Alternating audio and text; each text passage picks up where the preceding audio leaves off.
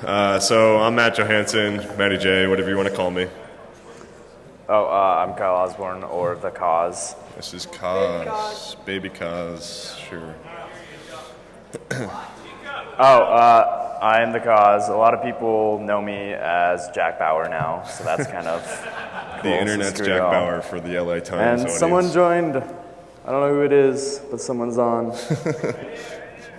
Who is it? There he is. Nice. Cool. Video chatting with us on our Chromebook.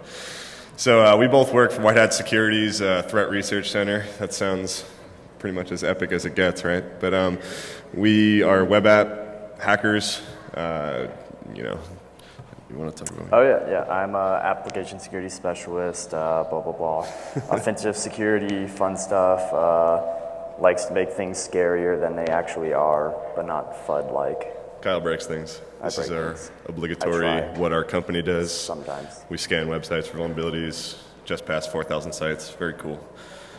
Don't care. Okay, so the CR48, this is what started this whole mess. This is what started our research. Kyle's sitting on Google Plus on it right now. This is the beta version of the Chromebooks that came out back in the fall, 2010. Who had a beta CR48 in the room? Sweet. Yeah, they were sitting on about 25,000. You have yours right there. All right. I have an extension I'd like you to install. So,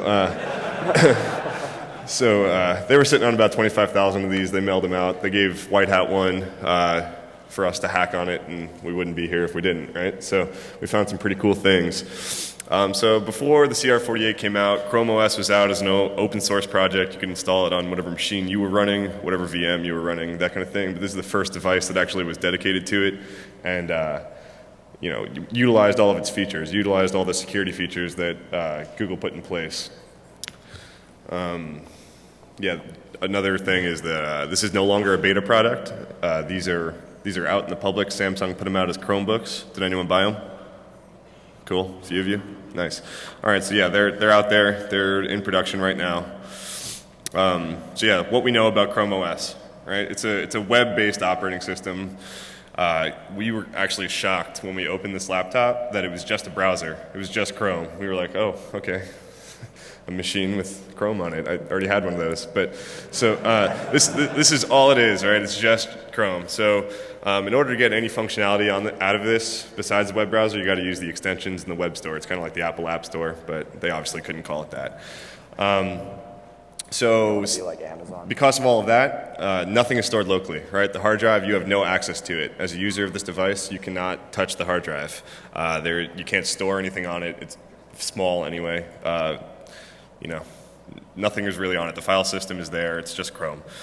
So because of that, it's pretty fast. You open these things up, and they're on. You're online. You're on the web browser. And Google's kind of pushing you towards storing everything in Google Docs or your Google Music, anything like that. They're pushing you towards the cloud, right? So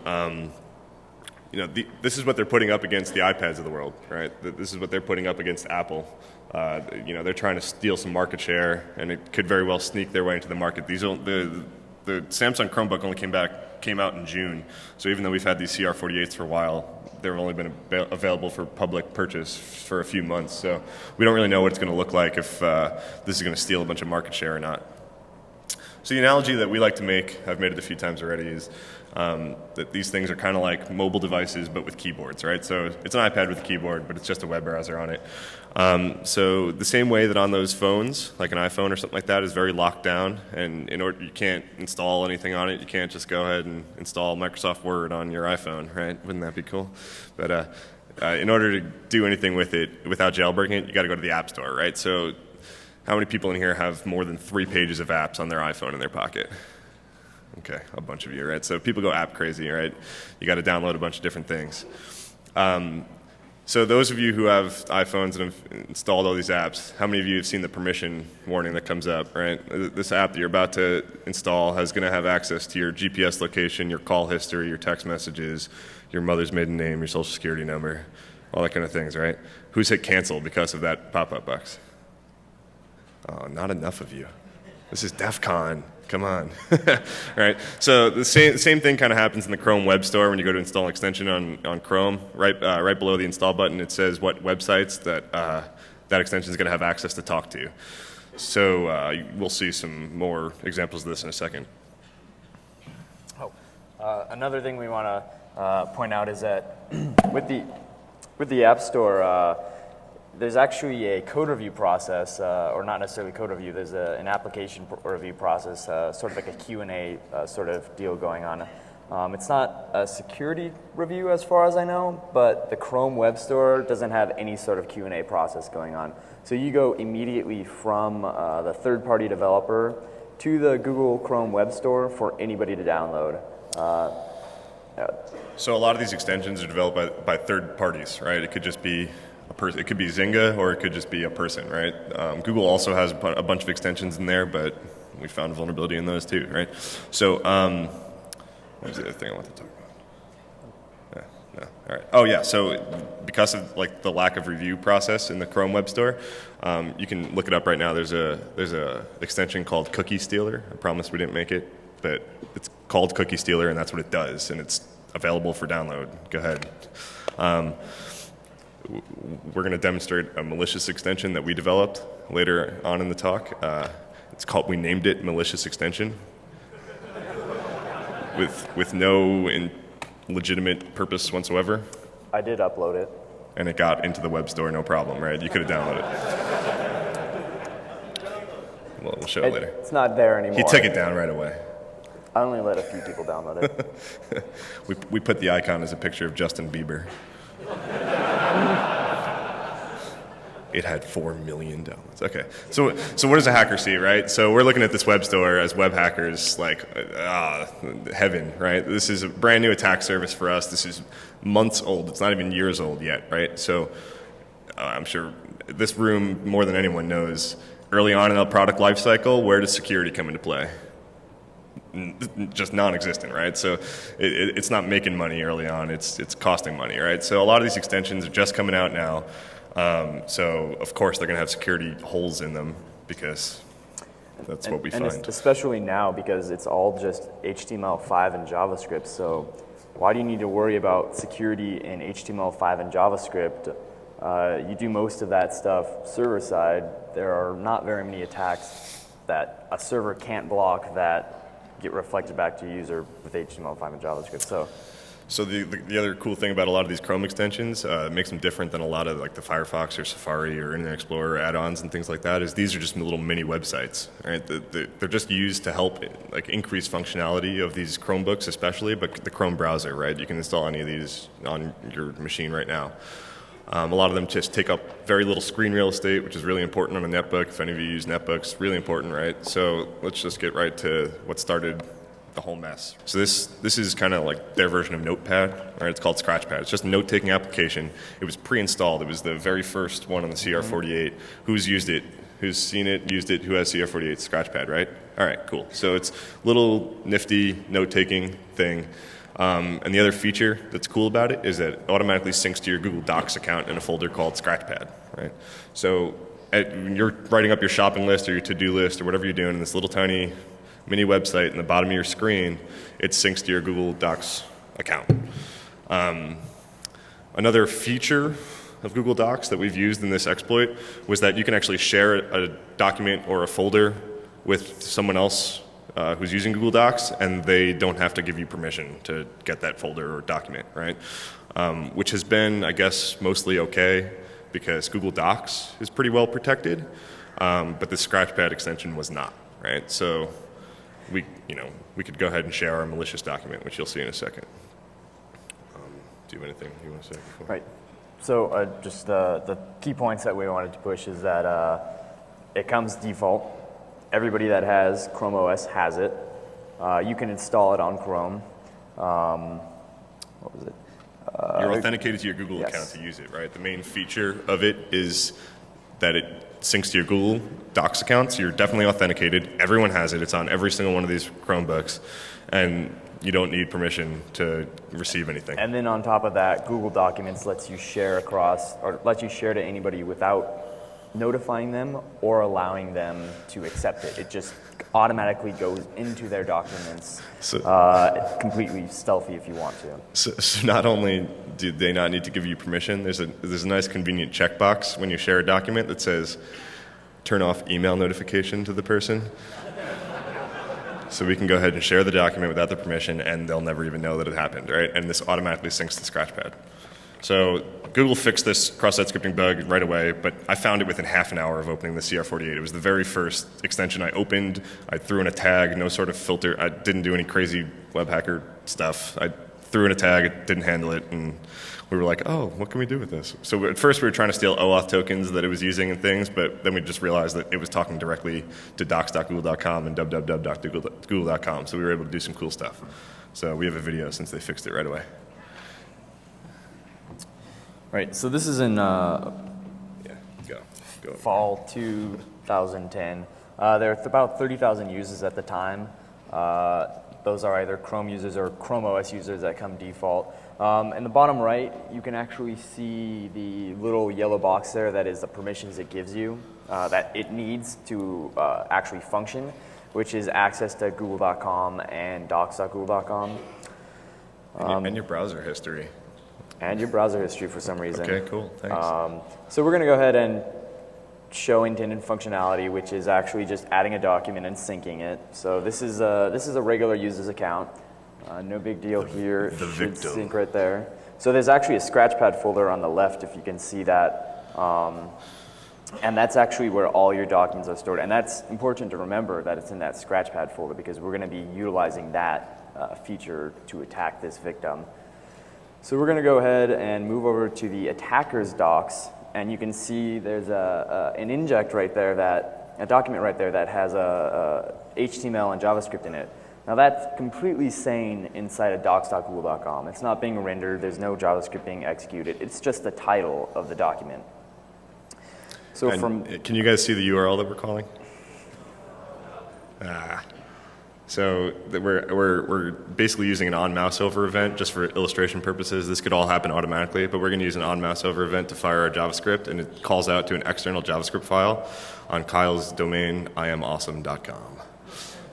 And that's the external JavaScript file. It expired, so if you want to go buy it, I guess I could have sold it here and made some money. Now we're going to share it. So we're actually going to be sharing the Scratchpad folder. Now when we share the Scratchpad folder from the attacker to the victim, the full folder actually gets moved over. So right here, we go ahead and throw the user ID or the username, the victim's email address into there, and we uncheck that little nifty checkbox that says, what is it? Send email notification. So we can just simply share it to the user without any sort of notification. So go ahead and share it. We'll zoom back right over to the victim's account, and in just a second, his Google account will sync with a shared Scratchpad folder. There it is.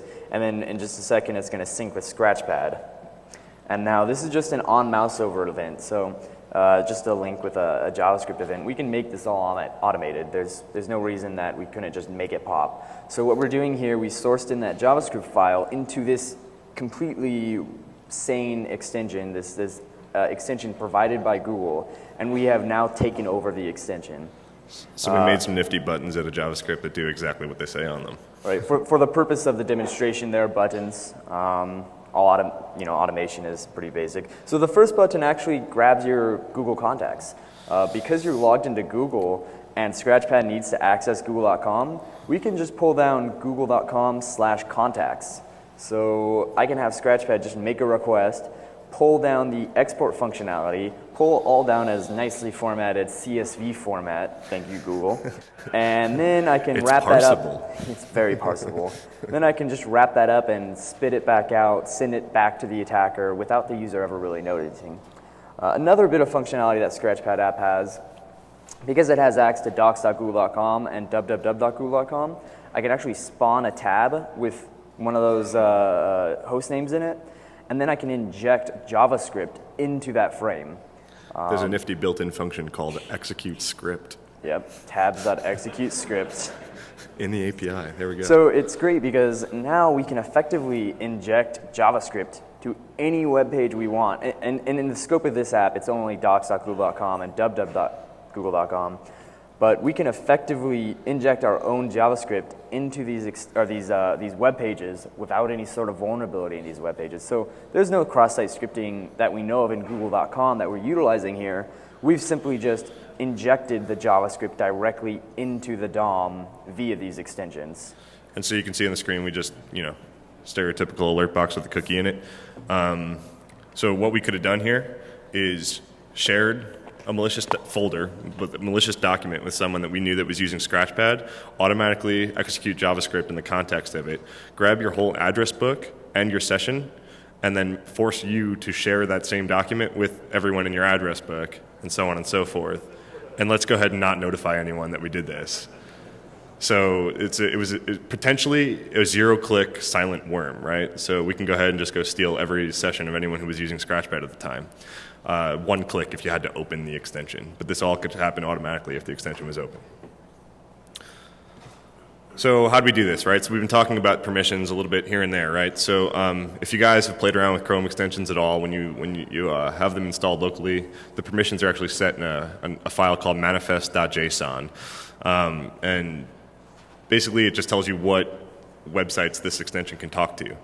Scratchpad could talk to docs.google and www.google, but of course it can, right? So like if you install a Google document note-taking app, of course it's going to be able to talk to Google Documents. Why would that stop me from installing it?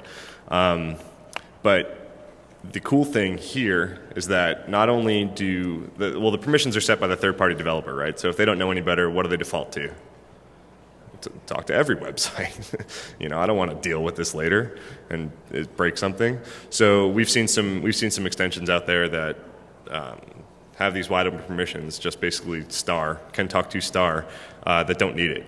But the other kind of scary thing is that some extensions need that permission.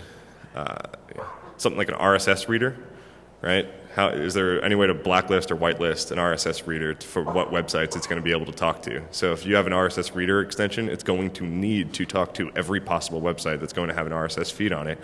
So it's going to have wide open permissions. And again, Google does not check these extensions or the permissions that are set by the third-party developer before they're uploaded to the web store.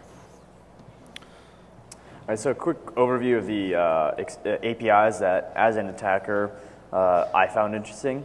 So the first three, bookmarks, cookies, history, those basically allow me to access, edit, delete, insert bookmarks, cookies, and history. This is great because I can kind of pull down your whole history, all your bookmarks, all your cookies, and then if I want to make trends, I can figure out which websites you go to most often. I can stage attacks based on that information. Or if I have direct API access to all of your cookies, I can just pull down all of your cookies and impersonate you on every website that you're currently logged in and have a session with.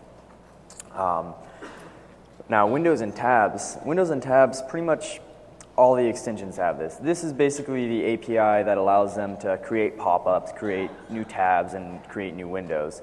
It's pretty standard. This is also the... Or talk to any currently open tab or window, right? So if an extension needs to talk to a website that you're currently open, it doesn't need to pop something up or let you know. And this is the awesome one, because this is the one that has the functionality of tabs.execute script. So most of the extensions utilize this API, and most of them have the ability to call the execute script functionality.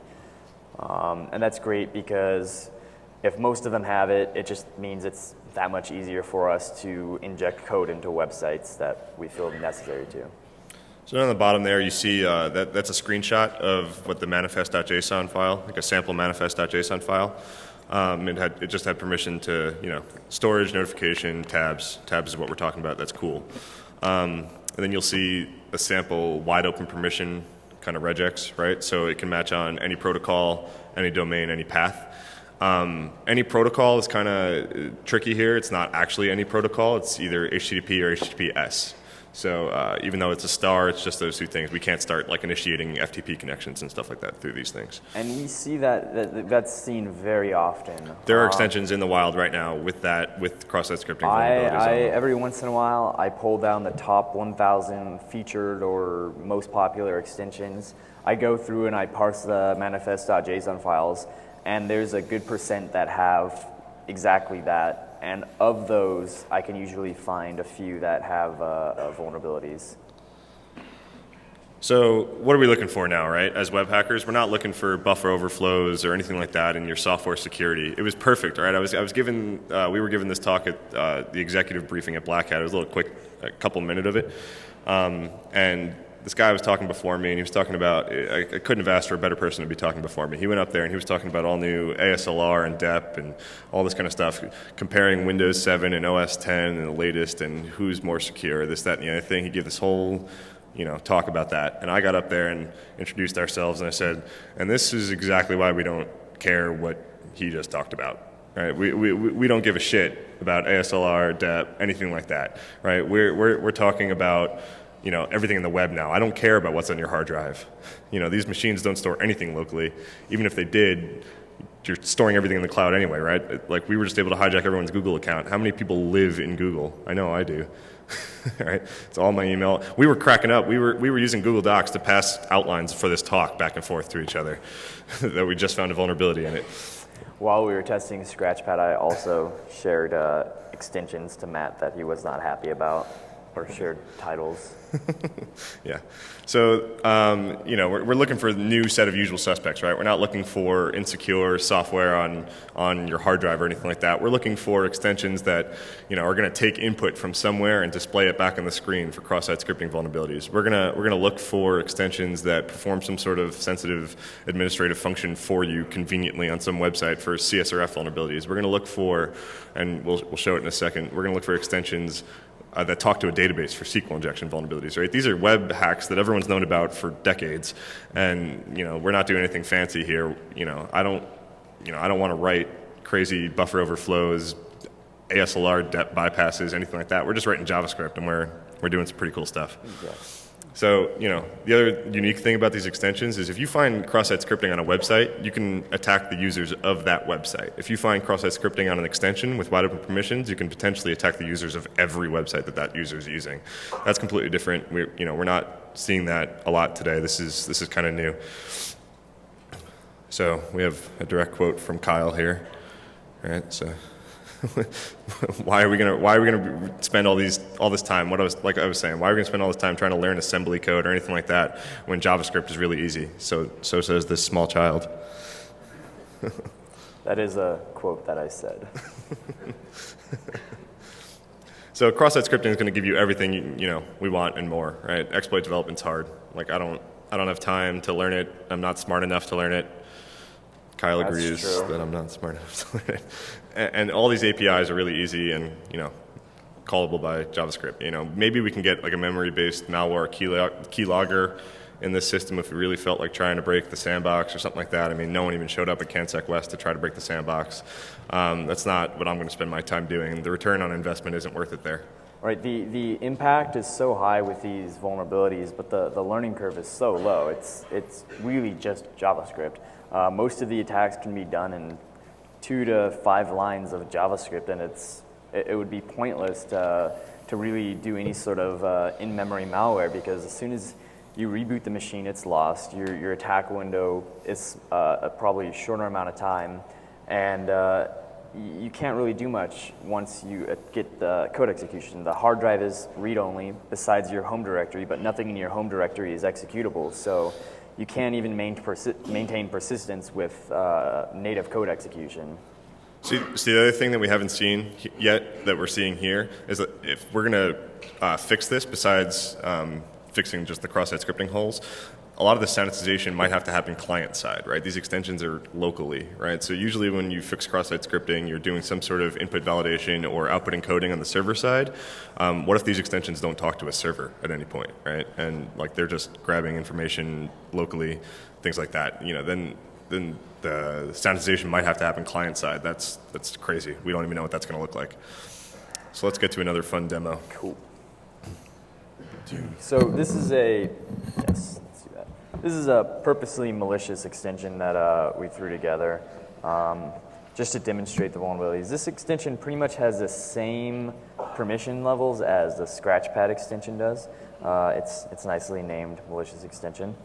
So anything we do here, we could have done with Scratchpad. Can't do it anymore because Google fixed it, so not a big deal. Actually, I take that back.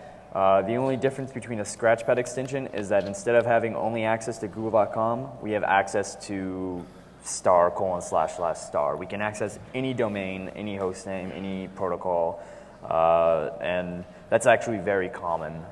Yeah, like we said, there are extensions out there, RSS readers, things like that. Like I think at the time, the top-rated RSS reader and the top-used RSS reader had an XSX bug in it, and had permission to talk to every website when we found it back in December.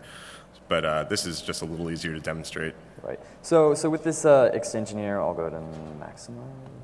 Oh, great. Okay. So with this extension here, we just have the nice little buttons again. Of course, we've seen the Google contacts. We can just pull that up, and there you go. There's your Google contacts in a nice CSV format. Now this is a fun one. Did you update this? Yeah, we did. Yeah. So who wants to come up on stage and type their phone number in? Wedgie. Come on. I promise it's a password field. No one will see it. 1, the area code, and your number. No. So what we're doing here is, since this extension has permission to the whole website, it also has permission to Google Voice, right? So we're actually able to hijack that, parse Google Voice for its CSRF token on the fly, and then spoof a text message. Or actually, I changed it, so it's no longer a text message. I'm actually spoofing a phone call. So if, as a user, I wanted to get someone to call someone, I would have Matt within a vulnerable injection or a vulnerable extension. I would pop his extension, then I would force a phone call to his phone, and then that would call whoever I want it to be. Our last one was also a text message, but it's not limited to that. We can pull down your call history, we can pull down your text message history, we can pull down your voicemails. It's really not limited at all. Did your phone ring? Not yet. Oh, well, mine rang. No, because it calls my it's using phone the victim's Google Voice you. account to call you. So you actually, as an attacker, you were just using my Google Voice account, which then called you. And that could all be automated again. It's just like buttons because they're pretty. The demo gods are not smiling. No. Anyway, so another fun one, which is execute alert, which execute JavaScript, same thing with google.com. So we're just going to go ahead, okay, google.com, Facebook, JavaScript injected, Twitter, Yahoo, and Chase is still giving some errors. So let's just go ahead and pretend there's an alert box there. Oh, hey, proceed. Will it actually work? I don't think that works. Yeah. Oh, look at it. That even works. There we go. So these websites don't have any vulnerabilities in them. Well, they probably do. Well, I'm sure they do. It's Chase. We don't have permission to test that. We haven't exposed or utilized any vulnerabilities in these websites. We're just injecting code to them. So we can go one step further. Instead of alert, why don't we just inject a JavaScript keylogger? I mean, there's your in-memory malware. You now have a keylogger in every page that you go to. And it's not just spawning tabs. I can contact tabs that are already open and inject as much or whatever I want. We can listen for what tabs you're opening. We can view your history, right, via the history API. We can watch I Love Lucy. Yeah, I Love Lucy. All right, so then another fun one, which hopefully it doesn't kernel panic your Mac again. It kernel panicked my Mac earlier. So we can actually do XHR scans. Because we have access to :, star, dot, star, or whatever, we have access to everything. This also includes IP addresses. So we can actually use XHR requests to scan your local subnet and look for anything listening on port 80. So we'll go ahead and do this on this one, and we'll see if anything pops up, and hope to God that it doesn't your button doesn't work. My button doesn't work. Oh, that's sad. No, it's we could do all different Yeah, ports. we can basically do any port that's not restricted by the browser. So the browser has it hard-coded. You can't access like port 20 through 25. You can't do like IRC. You can't do SMB stuff. So you wouldn't be able to do SMB scanning in the network to look for Windows hosts, but you could pull down a local list of web servers in your local area network.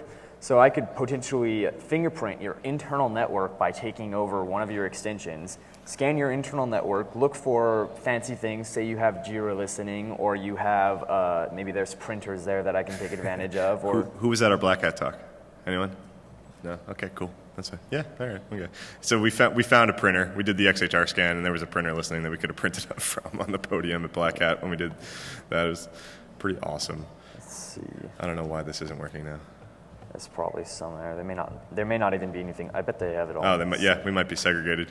Anyway, so it's kind of cool wait, because you can see it do its little thing here, and it scans really fast. Like it made all those requests at the same time, and it's a very quick scan. And we can pull back not only the fact that the host is up, because we have access to the content on all the pages we're requesting. We can pull back the full HTML page and the headers. So if you do have like Jira or some wiki or ticketing system on your internal network, we can pull that back, parse that page, and find out exactly what it is. And then from there, we can, as an attacker, go, okay, great, you have Jira. I have a Jira 0 day. From your web browser, I'm actually going to own your Jira server, load up a interpreter session, and suddenly I have a reverse shell from your Jira server that I attacked from your browser calling out back to me, and I have a real shell on a server inside your network. So Who uses LastPass? Who's heard of it, uses it? Okay, So a some of handful. you. For those of you who don't know what it is, it's a password manager, right? So us as security guys, we're always telling people, hey, you need to use different passwords for everything, right? Oh, use a different password for every website that you go to and remember them all, right? So this LastPass is actually a website that helps that makes that a little bit more user-friendly, right? So you go there, you make one password for LastPass, it generates passwords for all your different sites, stores them securely. It actually is a really awesome service. Kyle used it, and that's why we found the vulnerability in it. They have an extension in Chrom. It had cross-site scripting in it when we first were testing it, but they fixed it right away. They've actually been really awesome to work with. So there's no vulnerability in it right now. So this is kind of our demo of, like, we can own an extension that has no vulnerability in it, that's doing absolutely everything correctly, and it's pretty cool. Right. So when I was testing the LastPass extension, I did find a vulnerability. Some pretty hard to manage, on drag, whatever. They fixed that pretty immediately, but I realized as I was testing it, there's this functionality of the extension that'll, as long as you're logged into the extension, it'll automatically log you into the LastPass website. So if you're logged into the extension, like you are, I mean, you're going to be logged into the extension if you're browsing the net. You want to be able to access your Gmail account without being logged in. You don't want to have to re-authenticate. So you've always got the little red square up there saying that you're logged in. So when that's the case, you can go to LastPass.com and it'll automatically log you into LastPass.com.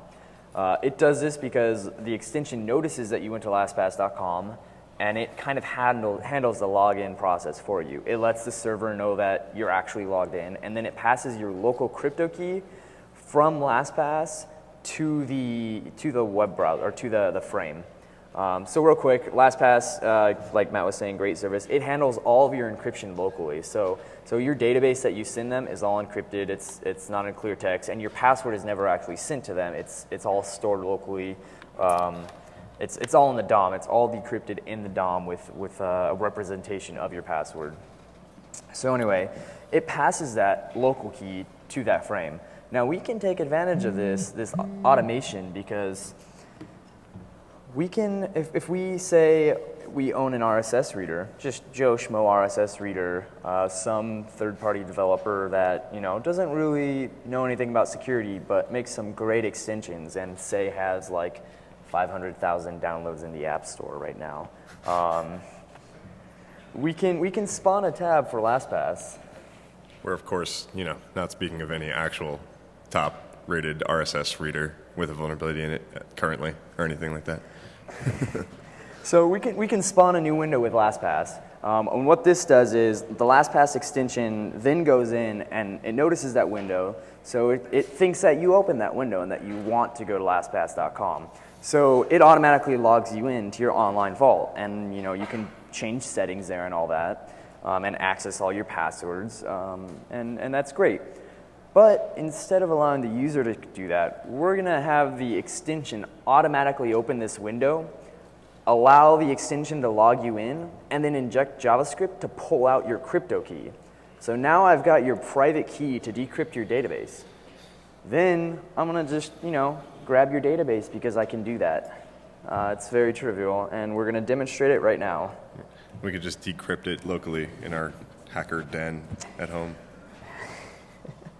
It's like a man cave, but with more green lights and Neo. So we're logged in right now. Yeah, we've got recently used. So, okay, Google and a bank.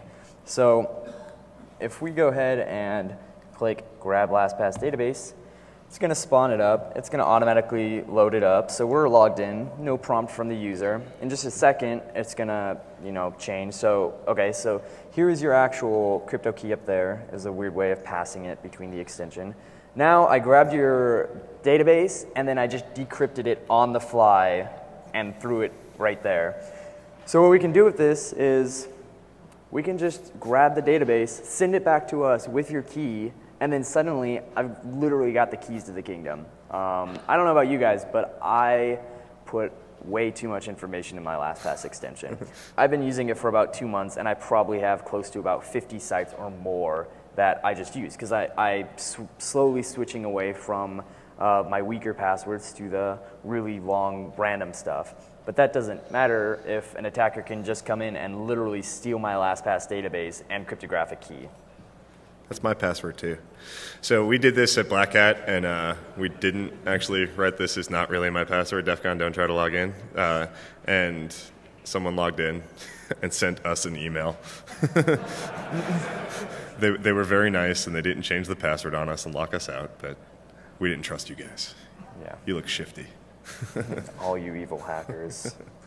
Anyway, so the important thing to know about this is that there's no vulnerability in LastPass at the moment. We're not taking advantage of anything that LastPass is. No cross-site scripting that we know about. What we did find, they fixed immediately.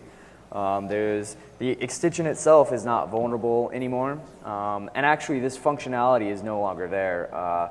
They made it so you actually have to click it from within the extension. So it's still ownable, but the extension doesn't automatically log you in. But if you are logged in, we can still own it, right? So it's not as automatic and cool as what our demo was, but it's still ownable. And that is the last version of LastPass. So you're all safe now, I promise.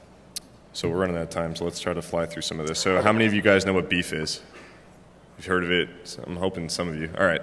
How many know what Metasploit is? Hoping a lot more than you. Okay, cool. So beef's kind of like the Metasploit of the web app, right? So you can store a lot of preloaded kind of payloads and things like that to do cool stuff and help making hacking websites easier, right? So if you find a cross-site scripting vulnerability in a website, instead of just hoping that your JavaScript does what you wanted it to do the first time that you pass this injection, you can pass it a beef hook, which is what it's called, and it actually maintains access, and you can just replay attacks over and over again. So it makes everything that we did just really, really easy. Right. So I made this even easier, and I pretty much just took all of the demo functionality I did, and I threw them into beef extensions, beef modules. So now when you own an app, all you got to do is hook beef, and suddenly you have beef inside the extension, you can maintain access, and you can send commands as you want. Go ahead, say your quote. I'm not there yet. So first, check permissions, like if you don't know what extension you're in for whatever reason. All the extensions we tested are all local, so we don't really need to check the extensions, but if somehow you manage to own an extension that you're not really familiar with, you can hit this module and it'll give you all that information. Execute tabs, execute arbitrary JavaScript inside of all tabs. So if you want to inject a key logger, it's pretty simple. And my favorite, inject beef. So basically, if you have tabs open and I want inside of those tabs, instead of doing execute tab, I can just inject beef into those tabs. So I suddenly go from one beef session to 50 beef sessions because you have 50 tabs open. So now not only am I inside your extension, but I'm actually inside bankofamerica.com, I'm inside your PayPal account, I'm inside of every website or every tab that you currently have opened, and it's very simple. Go ahead, do your quote. Yo dog, I heard you like beef, so I put beef in your beef so you can beef while you beef. Perfect. And the other three just do kind of what the other demos that we had. So basically our main point that we're trying to push here, right, is that this is kind of the same problem we've been dealing with forever. It looks different, right? So this isn't the end-all be-all of security, but it's definitely a step in a direction. It eliminates a lot of modern malware and viruses because you can't talk to the hard drive, but it doesn't mean that we still don't want the information that you're storing on the internet now. And if you're using one of these devices, you're being pushed very heavily to store a lot of information on the internet, right, in order to get functionality of these. So like I said, we're not looking for these buffer overflows, underflows, any sort of stuff like that. We're just looking for cross-site scripting, which is the most widely seen vulnerability on the web today. Yeah, and since you're literally taking the desktop out of the desktop operating system, you have to rebuild all the functionality that you're used to with your desktop operating system. You don't have a calculator anymore, so you have to download a calculator extension. You don't have a mail client, so you have to use some mail client or notification system to recreate that. So one of the first things that people ask as soon as I tell them about any of this research is, what about the sandbox, right? I hear about this Chrome sandbox. Did you guys break it? Did you guys, break the Chrome sandbox? Oh my God, right? We didn't break it, we just went around it. These extensions actually live outside of the sandbox. So what the sandbox does, for anyone who's not familiar, is it isolates each tab from any other tab that's open, and it also isolates that tab from the hard drive. So that's why it eliminates a lot of the modern malware and viruses that we see today. But these extensions actually control their own kind of intertabular communication. And again, I made that word up, and I think it's awesome. Intertabular, right? So these extensions completely control the communication on their own, set the permissions that are set locally, and they live outside the sandbox. So instead of breaking it, we're walking right around it. We pour water in your sandbox, make it all muddy. So, again, just to harp on this, these permissions are set by the third-party developer. They're not set by Google and they're not checked by Google. But, a lot of that stuff that Google did put in place has made some awesome improvements in security. We're just kind of here to say, hey, it's not it. That's not like the end-all, be-all. One other really cool thing that they did, the Chrome Web Store is explicitly, we're not allowed to attack the Chrome Web Store via any extension. It's actually hard-coded into the Chrome source that if you cannot, none of the extensions can interact with the Chrome Web Store. And the reason they did this is because if we could force you to install extensions. So we can kind of do a privilege escalation, right? So if you had a Scratchpad installed with a vulnerability that could talk to docs.google, and we could force you to install an extension with wide open permissions, then we could do some more stuff. But we can't do that. They thought of that way before we did. So. But so we're gonna fly past this because we didn't do too much research on it. But nifty new feature of Google, the market.android.com. Who's used it? Who knows what it is? Okay, cool, a bunch of you. So you can install apps on your Android phone from the internet. That's not blacklisted. So we can actually force install apps onto your phone via cross-site scripting. Because it's part of Google services, as soon as you go to that website, you're automatically logged on.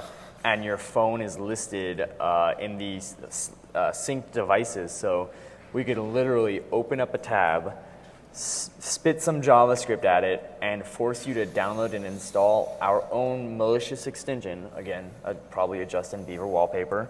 And then we can just harvest information off of your phone without you ever knowing, because it doesn't really prompt you on your phone. It doesn't tell you that something's about to be installed. It just tells you Justin Bieber Live has been installed. Yes. Thank you. Finally got it. Yeah. So just in discussion with the Google security team, we've been talking to them this whole time. They're really cool guys. One of the ideas that they have for kind of fixing this in the future is creating more restrictive APIs for common use cases, things like RSS readers. They're going to eliminate a lot of the risk involved with that. They're going to try to create APIs for extensions that absolutely need to use this wide open permission set in order to function properly. This unfortunately does not eliminate the threat of a developer not knowing any better and creating an extension with wide open permissions, right? So it's just for common use case APIs. So it's not going to eliminate it, but it could reduce it. That's it. I have one more thing to know. Oh, go ahead. Clap. Clap.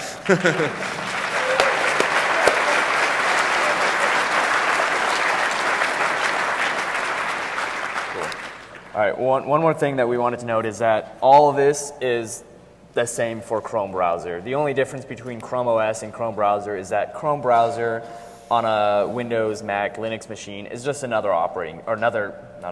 just another browser. So you're probably not going to be installing tons and tons of extensions, unlike the Chrome OS. One other thing to note is, unlike Chrome OS, the Chrome browser can install extensions with binaries on them, plugins. So LastPass actually has the ability to sync your LastPass logged in status among your other browsers using the binary. We can actually interact with some of those binaries with JavaScript, and I haven't looked into a whole lot of it, but with LastPass alone, there's functionality to read arbitrary files on the file system. So if I owned your LastPass extension, not only do I own everything in LastPass, I can read random files from your hard drive as I feel. Cool. Thanks, guys. We'll be in the Q&A. We'll be across the hall if you want to talk to us.